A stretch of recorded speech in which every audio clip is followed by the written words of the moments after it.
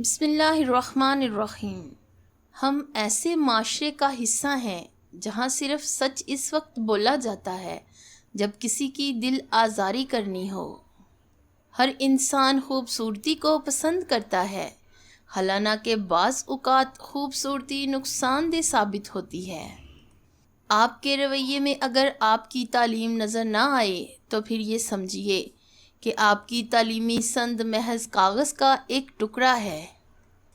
کبھی نہ گرنا کمال نہیں ہے، مگر گر کے سنبھل جانا کمال ہے۔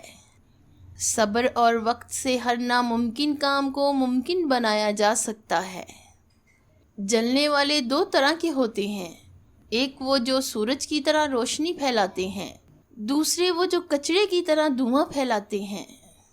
غمگین نہ ہو، جو بھی تو کھوتا ہے اسے کسی نہ کسی اور نعمت کی صورت میں واپس پا لیتا ہے۔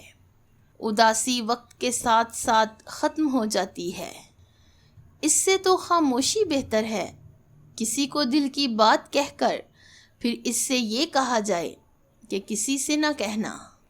برائی اچھائی سے مٹتی ہے، اللہ تعالیٰ گناہ کو گناہ سے نہیں مٹاتا، بلکہ وہ گناہ کو اچھائی اور نیکی سے مٹاتا ہے۔ آلودگی سے کبھی آلودگی دور نہیں ہوتی۔